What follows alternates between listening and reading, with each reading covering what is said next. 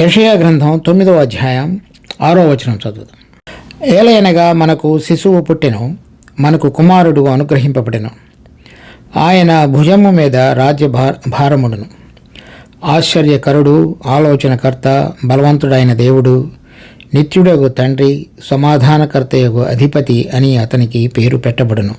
ఈ ప్రవచనం మన ప్రభు అయిన యేసుక్రీస్తుని గురించి ప్రవక్త అయిన యెషయా క్రీస్తు పుట్టక మునుపు 700 సంవత్సరాలకు మునుపు ఇది ప్రవచించున్నాడు. దేవుడు ఆయా సమయాలలో ప్రవక్తల ద్వారా ప్రభు అయిన యేసుక్రీస్తు యొక్క జననాన్ని గురించి, ఆయన పుట్టిన తర్వాత ఏ విధంగా మనందరి కొరకై పాప పరిహార్థ బలిగా అర్పించబడతాడనేటువంటిది, తరువాత మృతులలో నుంచి తిరిగి లేచి రాబో దినాలలో మహిమతో కూడా తిరిగి వచ్చి తన రాజ్యాన్ని భూమి మీద స్థాపిస్తాడు అనేటువంటిది, దానికి సంబంధిత విషయాలన్నీ కూడా ఈ యొక్క వచనంలో ఎంతో గూఢంగా చెప్పబడి ఉన్నాయి.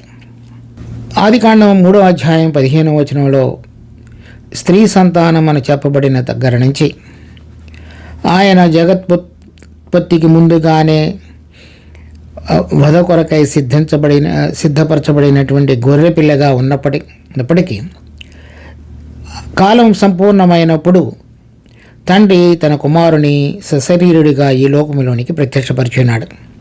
కనుక ఈ ఆదికాండం 3వ అధ్యాయంలో చెప్పబడిన దగ్గర నుంచి ఇది జరగవుతున్నటువంటి ఈ 3300 సంవత్సరాల వరకు, అంటే యెషయా ప్రవక్త వరకు అనేక మంది ప్రవక్తలు ప్రభు అయిన యేసుక్రీస్తు యొక్క రాకడను గురించి, ఆయన వచ్చినప్పుడు ఏ విధంగా రాజ్యం చేస్తాడు అనేటువంటి దాని గురించి వివరంగా ప్రవచించున్నారు. కానీ యెషయా గ్రంథం 7వ అధ్యాయంలో మనం చదివినట్లుగా మొదటి రోజున ఆయన మనకు శిశువు అనుగ్రహించబడిన, ఆయన ఇమ్మానుయేలుగా, దేవుడు మనకు తోడుగా ఉండి నడిపించేవాడుగా, మొదటి నుంచి కూడా దేవుడు మనుషుని సృష్టించిన దగ్గర నుంచి కూడా ఆయనతో అటువంటి మన అందరితో కూడా ఆయన సంబంధం అటువంటి విధంగా కలిగి ఉండాలని కోరుతున్నాడు.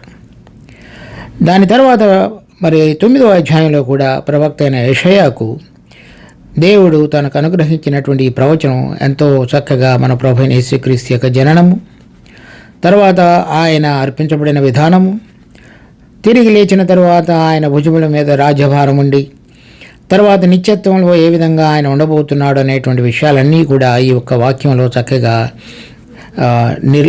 చెప్పబడి ఉన్నాయి. కొన్ని విషయాలను మనం ఈ వాక్యంలో నుంచి చదువుదాం. మొట్టమొదటిగా ఏలయనగా మనకు శిశువు పుట్టెను. ఈ శిశువు మన ప్రభు అయిన యేసుక్రీస్తు. ఆయన గురించి యోహాను సువార్త 1వ అధ్యాయంలో 1వ వచనం, ఆది యందు వాక్యముండెను, వాక్యము దేవుని యొద్ద ఉండెను, వాక్యము దేవుడై ఉండెను. అలా చెప్పబడిన తర్వాత 14వ వచనంలో, ఆ వాక్యము శరీరధారి అయి కృపాసత్య సంపూర్ణుడిగా మన మధ్య నివసించును. తండ్రి వలన కలిగిన అద్వితీయ కుమారుని మహిమ వలె మనము ఆయన మహిమను కనుగొంటిమి.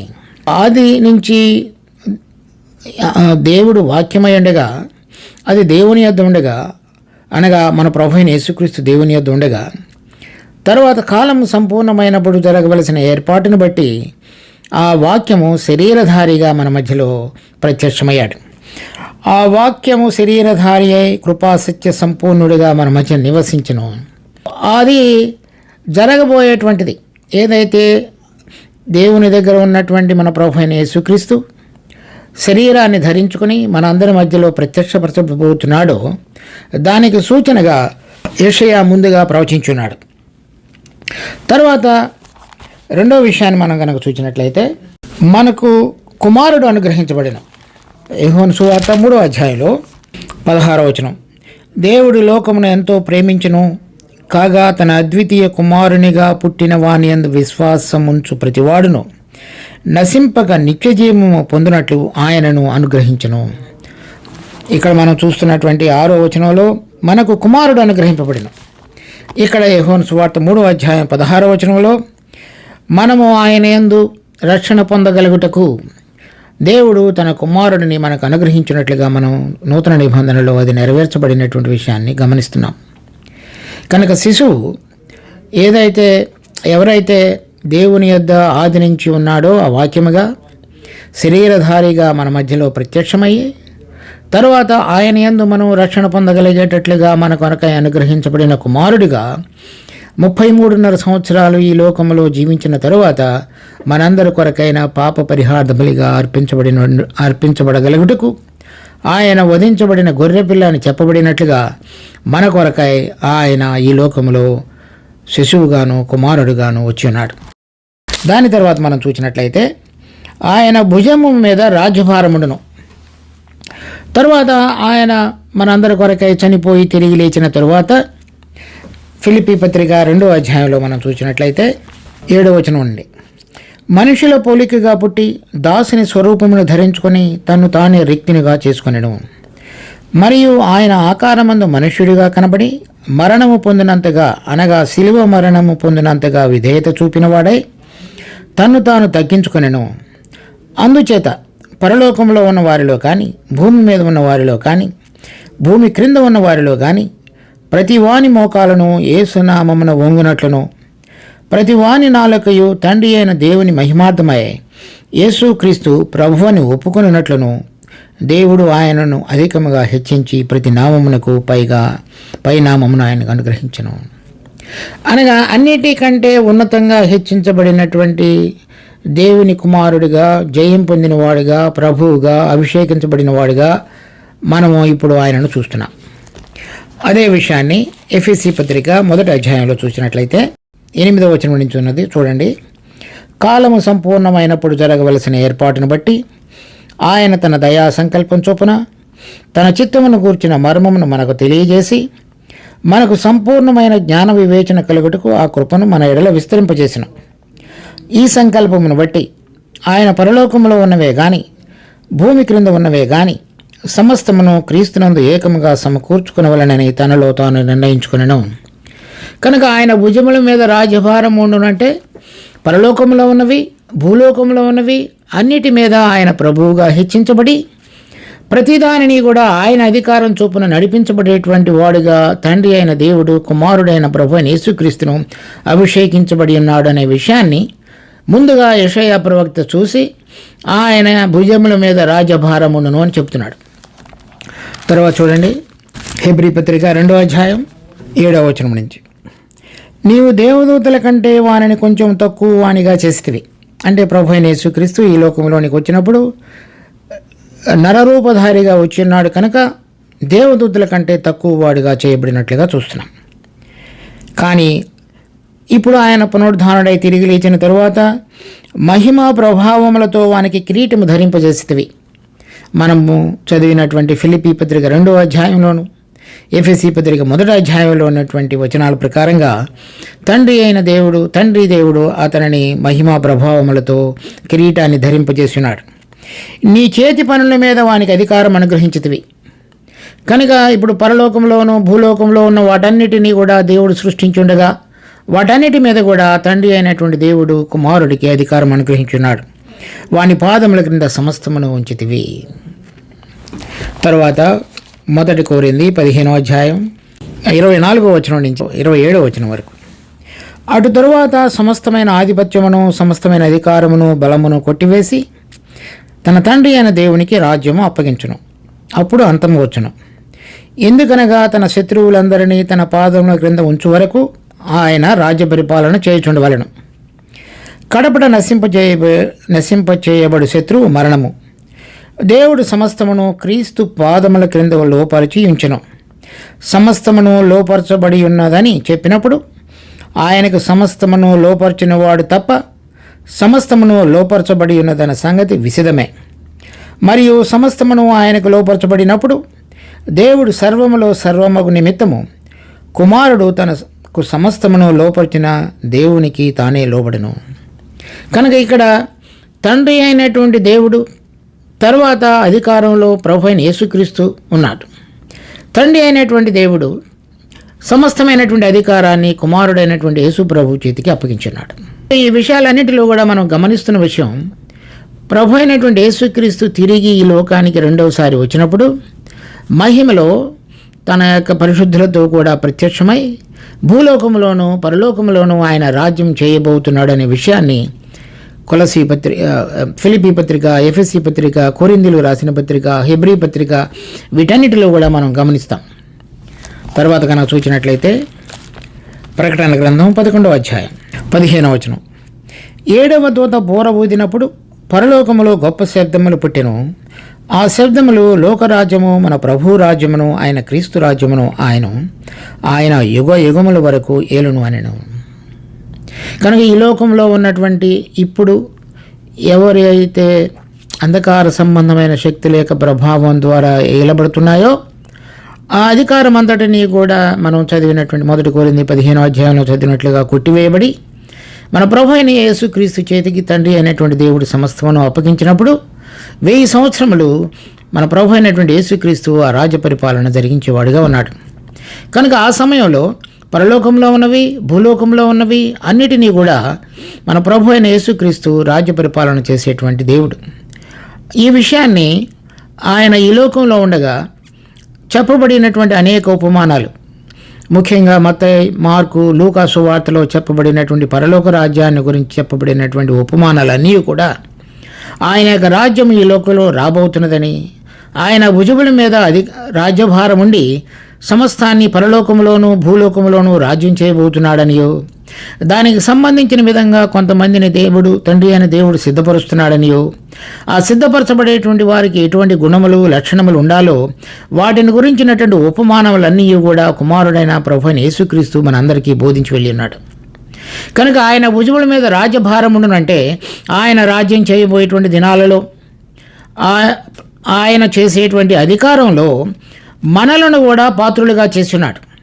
కనుక ఆయన పుట్టుక, ఆయన ఈ లోకంలో భూలోకంలోనూ పరలోకంలోనూ రాజ్యం చేయుట అనేటువంటిది మరి ఎవరెవరైతే ఆయన యందు విశ్వాసం ఉంచి ఆయనను సొంత రక్షకుడిగా అంగీకరించి ఆయన యొక్క ఆత్మను ద్వారా ప్రతిరోజు నడిపించబడుతూ ఆయన పోలికలోనికి, మహిమలోనికి మార్చబడుతున్నారో వారందరికీ జీవితాలలో వారిని యోగ్యులుగా ఎంచుకొని తనతో పాటుగా రాజ్యం చేసేటువంటి దేవుని యొక్క సంఘంగా పిలుస్తూ వారు కూడా ఆయనతో పాటు మహిమలో, ఆ అధికారంలో పాలు పంపులు పొందగలగటానికి దేవుడు తన కుమారుడైన యేసుక్రీస్తుని ఈ లోకమునకు పంపినాడు.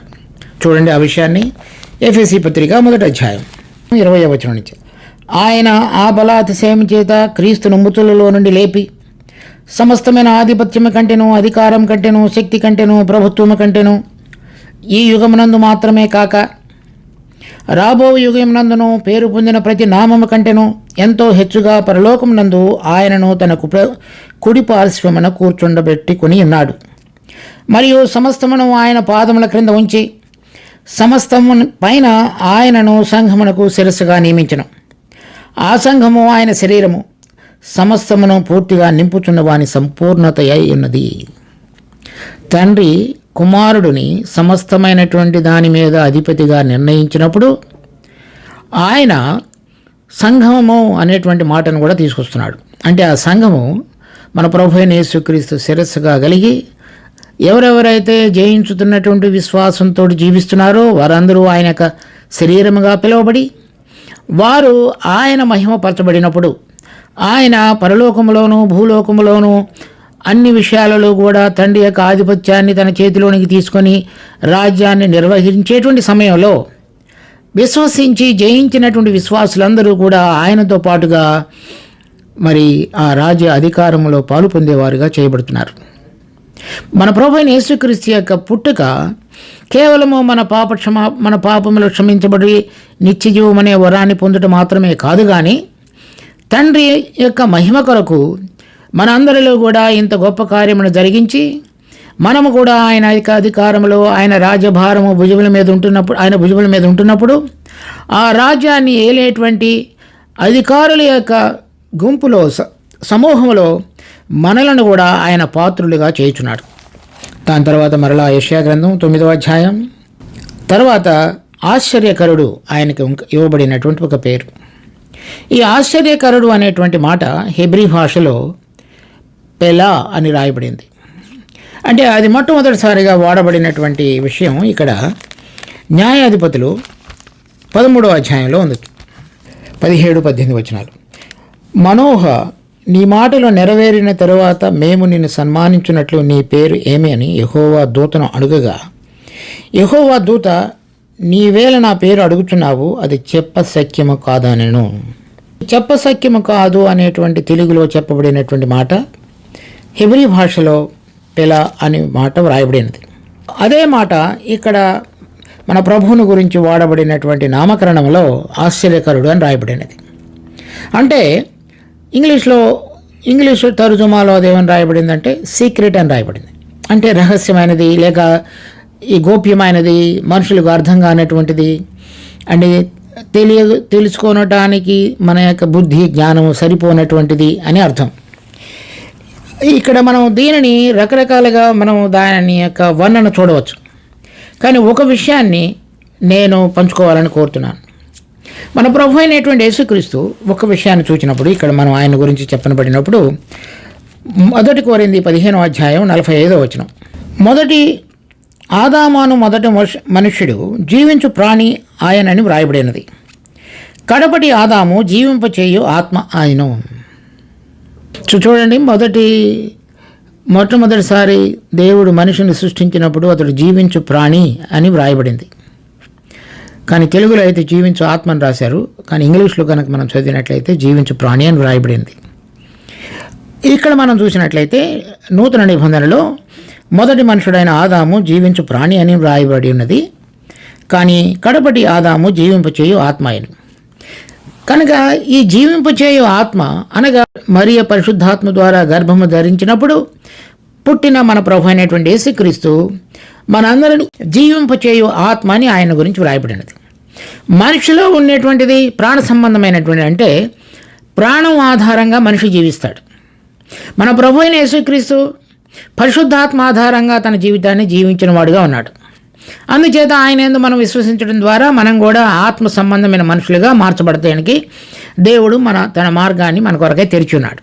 ఈ ఆశ్చర్యమైనటువంటి మాట అర్థం ఏమిటంటే, ఒక జీవించు ప్రాణి లేక ప్రాణ సంబంధమైనటువంటి మనుషుడు బయట శరీరధారిగా ఉంటున్నటువంటిదేమో ఈ ప్రాణానికి సంబంధించి, ఈ లోకానికి సంబంధించినది.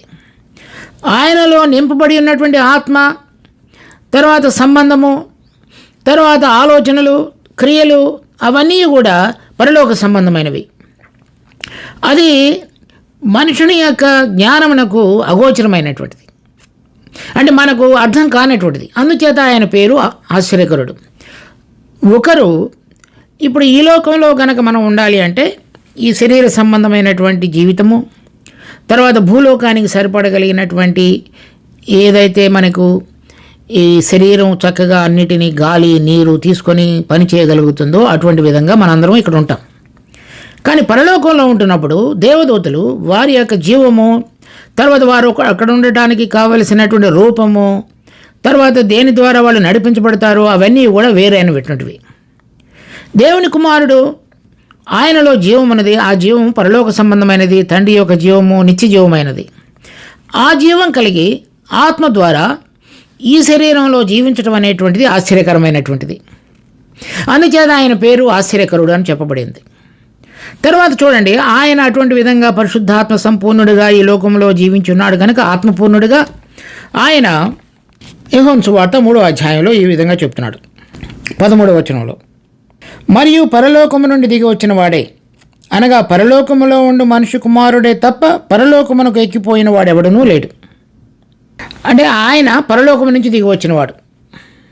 మనమందరం కూడా ఈ లోకంలో ఇక్కడ నుంచి పుట్టినవాడు, ఈ లోకానికి సంబంధించిన వాళ్ళము. ఇక్కడ ఉన్నటువంటి తల్లిదండ్రుల ద్వారా ఈ లోకంలో మనము శరీరాన్ని వారి నుంచి పొంది జీవించుతున్నటువంటి వారు. మన ప్రభు అయిన యేసుక్రీస్తు మరియ ద్వారా ఆయన శరీరధారుడిగా పుట్టడానికి మరియ ద్వారా ఈ లోకంలో జన్మించినప్పటికీ ఆయన ఆత్మ సంపూర్ణుడిగా లేక ఆత్మ విషయానికి వచ్చినప్పుడు ఆయన పరలోకము నుంచి దిగి వచ్చిన వాడని చెప్తున్నాడు.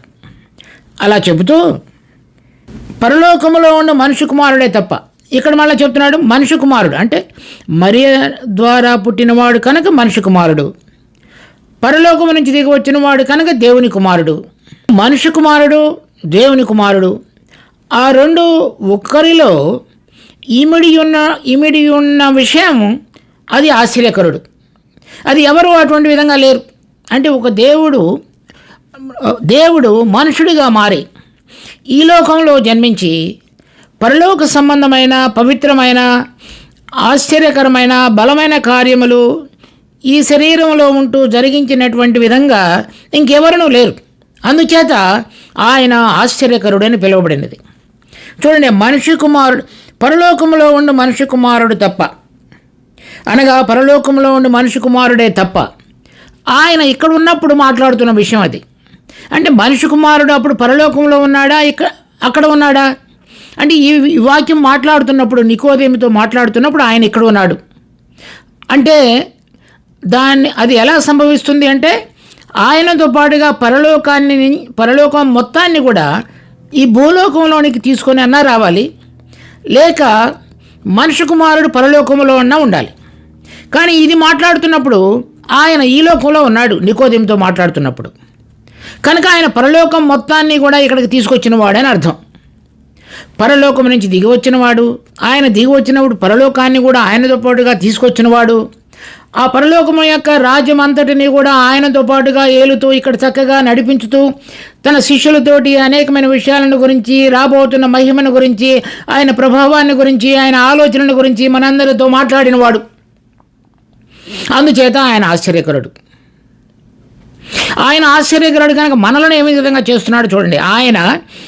ఆయన అటువంటి విధంగా ఆశ్చర్యకరుడిగా ఈ లోకమునకు వచ్చినాడు కనుక, ఆయన పరలోకవాసి కనుక మనం కూడా పరలోక సంబంధులుగా మార్చబడగలగటానికి ఆయన ఆత్మను మనకు ప్రసాదించి మనలో మార్పు కార్యమును జరిగించి మనము కూడా ఆయనతో పాటుగా, ఆయన పరలోకములో రాజ్యం చేస్తున్నప్పుడు ఆయనతో పాటుగా, ఆయన భూలోకంలో ఈ లోకమునకు వచ్చినప్పుడు మనం ఆయనతో పాటుగా భూలోకంలోనూ ఉండగలిగినట్లుగా ఈ ఆశ్చర్య కార్యమును ఆయన జరిగించినట్లుగా, ఆయన ఉన్నట్లుగా, ఆయన ఆశ్చర్యకరుడైనట్లుగా మనము కూడా ఆయనతో పాటుగా భూలోకములో పరలోకములో రెండు రాజ్యాలలో ఉన్నట్లుగా ఆయన మనలను మహిమపరిచేటువంటి తండ్రి అయిన దేవుడిగా ఉన్నాడు.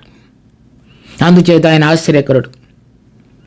చూడండి, ఒక ఉదాహరణ చూద్దాం. ప్రకటన గ్రంథం 12వ అధ్యాయం 5వ వచనంలో చూసినట్లయితే, సమస్త జనములను ఇనుపదండముతో ఏలనయన్న ఒక మగ శిశువును ఆమె కనగా ఆ శిశువు దేవుని యొద్దకు ఆయన సింహాసనమునొద్దకు కొనిపోబడెను.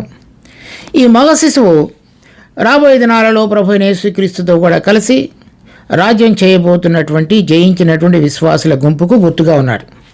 ఎందుచేతనంటే 11వ వచనంలో చూసినట్లయితే, వారు గొర్రెపిల్ల రక్తమును బట్టి తామిచ్చిన సాక్ష్యమును బట్టి వారిని జయించున్నారు.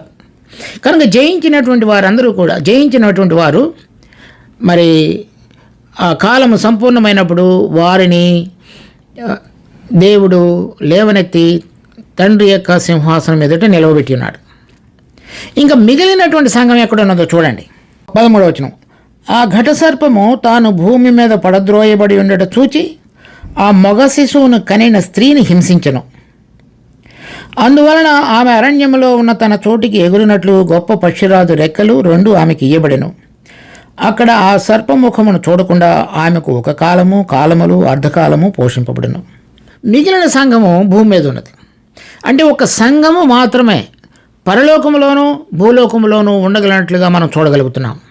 అంటే ఎవరెవరైతే యేసుక్రీస్తునందు విశ్వాసించున్నారో, ఆయన ద్వారా జయించిన జీవితం కలిగి ఉన్నారో వారందరూ కూడా పరలోకములో దేవదూతల యొక్క వలె మార్చబడి అక్కడ ఉండటానికి కావలసినటువంటి సారూప్యతను ధరించుకొని మరి దేవునితో పాటుగా ఆయనతో పాటుగా మహిమలో పాలు పొందిన వారే ఉండగలిగినట్లుగా చేయగలిగేటువంటి కార్యమైనది.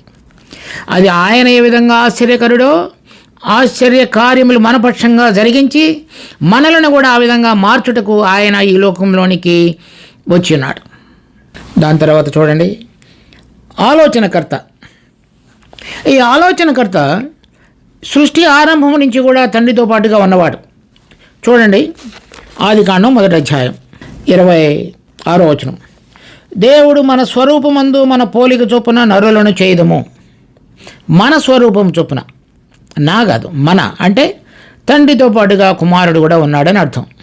ఇదే విషయాన్ని సామెతలు 8వ అధ్యాయం 31వ వచనం, ఆయన కలుగజేసిన పరలోకమును బట్టి సంతోషించుచు నరులను చూచి ఆనందించుచుంటిని. కనుక ఈ దేవుడు మొట్టమొదటిలో సమస్తాన్ని సృష్టించి 6వ రోజున నరుని సృష్టించినప్పుడు తండ్రి అయిన దేవునితో పాటుగా కుమారుడు ఉన్నాడు. తర్వాత ఈ లోకంలో నరుడిని సృష్టించినప్పుడు మాత్రమే కాకుండా వారి కొరకై దేవుడు సృష్టించినటువంటి పరలోకాన్ని బట్టి కూడా తండ్రి యొద్ద ఆయన ఉండి, మనము ఆ లోకంలో అంటే పరలోకంలో, ఇక్కడ కాదు అక్కడ ఆయనతో పాటుగా మహిమలో పరలోకంలో ఉండబోయేటువంటి దానిని గురించి దేవుడు ప్రణాళిక రచించినప్పుడు ఆయనతో పాటుగా ఉన్నాడు. కనుక ఆయన పేరు ఆలోచనకర్త. చూడండి, కొలసీ పత్రిక 1వ అధ్యాయం 16వ వచనం. ఏలయనగా ఆకాశముందున్నవైనను ఉన్నవి, భూమి మీద ఉన్నవి, దృశ్యమైనవి అదృశ్యమైనవి కానీ అవి సింహాసనములైనను, ప్రభుత్వములైనను, ప్రధానులైనను, అధికారములైనను సర్వమును ఆయన యందు సృజింపబడెను. సర్వమును ఆయన ద్వారాను ఆయనను బట్టి సృజింపబడెను. ఆయన ఆలోచనకర్త కనుక తండ్రి, కుమారుడు, పరిశుద్ధాత్మ దేవుడు కలిసి మన కొరకు సృష్టించబడిన ఈ లోకం, తరువాత మనం నిత్యత్వంలో ఆయనతో పాటుగా ఉండవలసినటువంటి పరలోకం, వీటన్నిటినీ సృష్టించేటువంటి సందర్భంలో, ఆ ప్రణాళికలో రచించేటువంటి సమయంలో తండ్రి అయిన దేవుని యొద్ద కుమారుడు కూడా ఉన్నట్లుగా మనం ఈ వాక్యంలో చూస్తున్నాం. కనుక ఆయన పేరు ఆలోచనకర్త అని చెప్పబడింది. తర్వాత బలవంతుడైన దేవుడు, ఆయన పేరు బలవంతుడైన దేవుడు. బలవంతుడు అయినటువంటి దేవుడు ఈ పాపము, ఈ లోకము అనేటువంటి శరీరము అనే ఇటువంటి విషయాల ద్వారా బంధించబడి ఉన్న మన అందరినీ కూడా విడుదల కలుగు చేయడానికి వచ్చినటువంటి వాడు కనుక ఆయన పేరు బలవంతుడు అయిన దేవుడు అని రాయబడింది. చూడండి, మత్తయి సువార్త 12వ అధ్యాయం 28వ వచనంలో, దేవుని ఆత్మ వలన నేను దయ్యములను వెళ్ళగొట్టుచున్న ఎడల నిశ్చయముగా దేవుని రాజ్యము మీ యొద్దకు వచ్చినది. ఒకడు మొదట బలవంతుని బంధింపని ఎడల ఎలాగో ఆ బలవంతుని ఇంటిలో చొచ్చి అతని సామగ్రి దోచుకొనగలడు. అట్లు బంధించిన ఎడల వాని ఇల్లు దోచుకొనడం. ఇక్కడ బలవంతుడిగా ఉన్నటువంటి వాడు అంటే ఈ లోకాన్ని ఏలుతూ ఈ యుగ సంబంధమైన దేవతగా ఉండి మనుషుల కళ్ళందరికీ కూడా గుడ్డితనాన్ని కలుగు చేస్తున్నటువంటి అపవాది అతనిని బంధించడానికి ఈ లోకానికి వచ్చినాడు. అపవాది యొక్క క్రియలను లయపరచుటకు ఆయన ప్రత్యక్షమైన 1 యోహాను 3వ అధ్యాయంలో మనం చదువుతాం. ఇక్కడ ఆయనను బంధించుటకు అని చెప్పబడుతున్నాడు. ఆ బలవంతుడి కంటే అధికమైన బలం కలిగిన వాడు బలవంతుని ఇంటిలో చొచ్చి అతని ఎడల ఎలాగ దోచుకొనగలడు. కనుక అతనిని బంధించి మనందరికీ కూడా ఆయన విడుదల కలుగు చేసినట్లుగా మనం చదువుతున్నాం. చూడండి, అదే అంశాన్ని కొలసీలు రాసిన పత్రికలో పౌలు ఈ విధంగా చెప్తున్నాడు. కొలసీ పత్రిక 2వ అధ్యాయంలో 15వ వచనం, ఆయనతో కూడా మిమ్మను జీవింపజేసెను. ఆయన ప్రధానులను అధికారులను నిరాయుధులనుగా చేసి శిలువ చేత జయోత్సవముతో వారిని పట్టి తెచ్చి బాహాటముగా వేడుకకు కనపరచును. అంటే ఎవరెవరినైతే ఆయన పునరుద్ధానము ద్వారా ఓడించున్నాడో, అంటే కడపట నశింపజేయబడు శత్రువు అయినటువంటి మరణాన్ని ఓడించి తిరిగి లేచాడో, ఆ శత్రువుని అతనితో పాటుగా అతనికి సహాయకారులుగా ఉన్నటువంటి పడిపోయినటువంటి దేవదూతల సమూహమును, వాళ్ళందరినీ కూడా యుద్ధంలో గెలిచినటువంటి రారాజు బలవంతుడు ఓడిపోయినటువంటి వారందరినీ కూడా కట్టకట్టుకొని తీసుకుని వచ్చి బాహాటముగా పరలోక సంబంధమైనటువంటి వీధులలో ఊరేగించుతూ తండ్రి యొద్దకు ప్రవేశించున్నాడు. కనుక ఆయనలో ఉన్నటువంటి బలాన్ని బట్టి మనల్ని కూడా జీవింపచేసి మనం కూడా ఆ బలవంతుడైనటువంటి మన ప్రభు అయిన యేసుక్రీస్తు యొక్క చాటున నిలబడగలిగినట్లుగా, బలం పొందగలిగినట్లుగా, అపవాది యొక్క కుతంత్రంలో నుంచి మనం విడుదల పొంది శరీరం మీదను, లోకం మీదను, పాపం మీదను జయం పొందగలిగినట్లుగా ఆయన మన కొరకై మార్గాన్ని తెరిచున్నాడు. దానిని గురించి ఈ సందర్భంలో పాడినటువంటి కీర్తన 24వ కీర్తనలో రాయబడినది. ఒక వచనం చూద్దాం. కీర్తనలు 24వ అధ్యాయం 8వ వచనం, మహిమ గల ఈ రాజు ఎవడు? బల శౌర్యములు గల యెహోవా, యుద్ధశూరుడైన యెహోవా. గుమ్మములారా మీ తలలు పైకెత్తుకునడి, పురాతనమైన తలుపులారా మహిమగల రాజు ప్రవేశించినట్లు మిమ్మల్ని లేవనెత్తుకునడి. కనుక ఓడిపోయినటువంటి మన అందరి జీవితాలు ఇప్పుడు మనం తలలు పైకెత్తుకొని మనకు బలాన్ని అనుగ్రహించినటువంటి బలవంతుడైనటువంటి దేవుడు సమస్తమును ఓడించి చక్కగా మనకు విడుదల కలుగు చేసి తండ్రి యొక్క జీవాన్ని సంప్రాప్తించుకొని ఆయన కుమారుని ద్వారా మనం రక్షణ పొంది జీవించగలిగినట్లుగా మార్గాన్ని తెరిచిన ఈ బల శౌర్యములు కలిగినటువంటి సైన్యములకు అధిపతి యెహోవా, ఆయన పేరు బలవంతుడగు దేవుడు. తర్వాత చూడండి, యెషయా గ్రంథం 9వ అధ్యాయం. నిత్యుడగు తండ్రి, ఆయన పేరు నిత్యుడగు తండ్రి అనగా ఆయన ఇప్పుడు మనందరం కూడా ఆయన మనకు తండ్రి. హెబ్రీ పత్రిక 12వ అధ్యాయం 13వ వచనంలో చూసినట్లయితే మన ఆత్మలకు తండ్రి అని వ్రాయబడినది. శరీర సంబంధమైనటువంటి తండ్రులు వేరు, కానీ మనలో మనిషిని సృష్టించినప్పుడు ఆయన జీవ వాయువును ఊది ఉండుట చేత ఆయన మనకు తండ్రి, మన అందరి ఆత్మలకు తండ్రి ఆయన. తర్వాత మనం అదే వచనాన్ని ఆదికాండం 18వ అధ్యాయంలో కూడా మరి అబ్రహాము దేవుడిని ఆ విధంగా సంబోధించడం అనేది చూస్తాం. ఇక్కడ మనం చూస్తున్న విషయం ఏంటంటే, ఈ రక్షణ పొందిన తరువాత మనకు మాత్రమే కాకుండా ప్రభు వచ్చి 1000 సంవత్సరాలు పరిపాలించిన తరువాత ఈ నూతనమైనటువంటి ఆకాశాన్ని భూమిని కలుగజేసేవాడుగా ఉన్నాడు. అప్పుడు మరి తండ్రి మహిమలో పరలోకంలో ఉంటున్నటువంటి తండ్రి అయిన దేవుడు ఈ లోకానికి వచ్చి మనుషుల మధ్యలో ఉండేవాడుగా ఉంటాడు. కనుక ఆయన ఈ నిత్యుడగు తండ్రి అంటే రాబోతున్నటువంటి తరములలో తండ్రి అని పిలువబడతాడు అని చెప్తున్నాడు. అది అర్థం, హెబ్రీ భాషలో రాయబడిన దానికి అర్థం.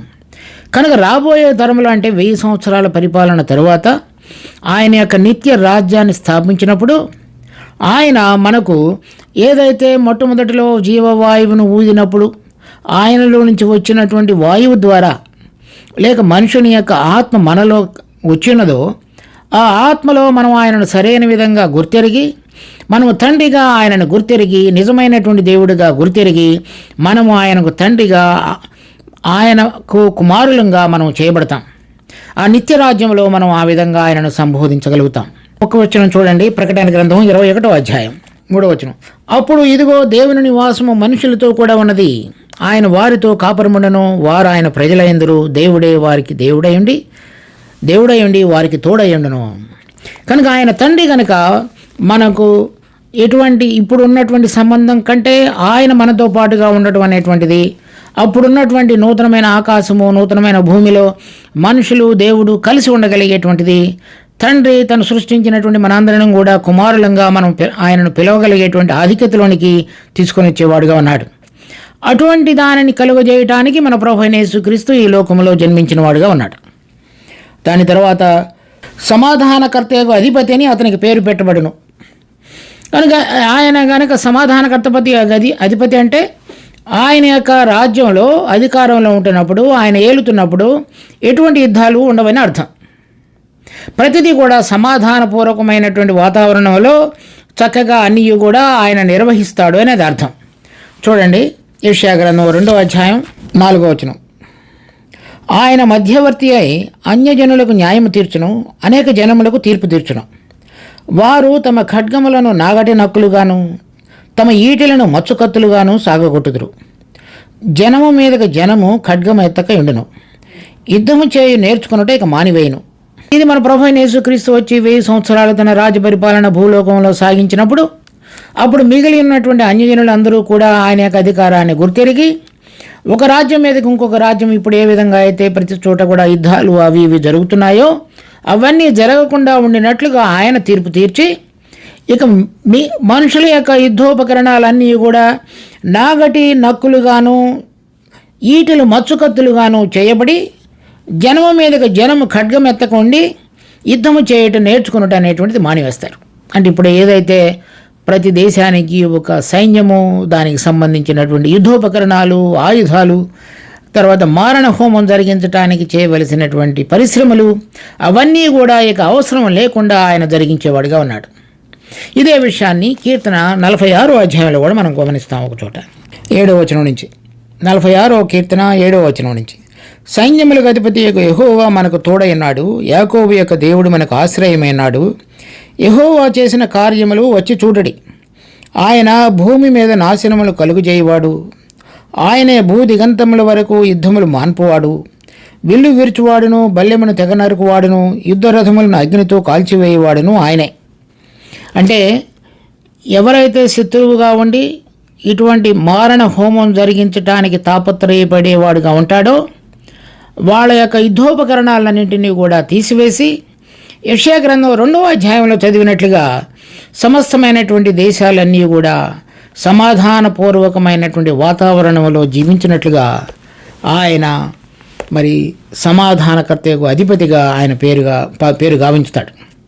కనుక ఇప్పుడు మన ప్రభువైన యేసుక్రీస్తు మనకు శిశువు అనుగ్రహించబడెను. అంటే వాక్యము శరీరధారి అయి మన మధ్యలో నివసించి ఆయన కుమారుడు మనకు అనుగ్రహించబడడం ద్వారా మనము ఆయనలో రక్షణ పొందగలిగినట్లుగా ఆయన మన పాప పరిహార్థమైన బలిగా చేయబడి మృతుల నుంచి లేపబడడం ద్వారా ఆయన భుజముల మీద రాజ్యభారం ఉంచబడి తర్వాత ఆయన ఆశ్చర్యకరుడు కనుక మనం కూడా ఆయన యొక్క రాజ్యంలో పాలు పొందినట్లుగా మనల్ని పరలోక నివాసులుగా మారుస్తూ తర్వాత ఆయన మరి ఆలోచనకర్త ఆయన యొక్క బలం ద్వారా మనం కూడా గెలిచినటువంటి జీవితంలోనికి రాగలిగినట్లుగా ఆయన మార్గాన్ని తెరిచి మరి సమస్తమైనటువంటి అద్భుతమైన విషయాలన్నిటినీ కూడా ఆయన మన కొరకు జరిగించిన వాడుగా, నిత్యుడకు తండ్రిగా, సమాధానకర్తపతి యొక్క అధిపతిగా ఉన్నాడు. కనుక ఆయన జననంలో కలిగినటువంటి ఈ గోప్యతను మనం చక్కగా అర్థం చేసుకొని రహస్యాన్ని ఆశ్చర్యకరుడు ఏ విధంగా ఉన్నాడో దానిలో మనం పాలివారం కాగలిగిన ఎడల యేసుక్రీస్తు యొక్క జననము మనకు నిజమైనటువంటి ఆశీర్వాదాన్ని పొందగలిగేటట్లుగా చేస్తుంది. దేవుడు ఈ వాక్యమును ఆశీర్వదించునుగాక. ప్రార్థించుకుందాం. మా ప్రేమ కలిగిన తండ్రి, మీ కుమారుడైన యేసుక్రీస్తు ద్వారా మాకు అనుగ్రహించినటువంటి గొప్ప సమయాన్ని బట్టి ఎంతో వందనాలు. నిజమైనటువంటి విలువను మేము అర్థం చేసుకుని ఆయన పుట్టుకలో ఉన్నటువంటి అర్థాన్ని మేము గ్రహించగలిగి దాని యొక్క విలువలో, అర్థంలో మీకు మహింకరంగా మేము నిజమైన విధంగా దానిని జరుపుకొనగలుగుటకు, ప్రతిరోజు దాని యొక్క అనుకరణలోనికి రాగలుగుటకు శరీరధారులుగా ఉన్న మా అందరికీ మీ కృపను కనపరచమని వేడుకుంటూ మా రక్షకుడు ప్రభువైన యేసు నామమున అడుగుతున్నాం తండ్రి. ఆమెన్.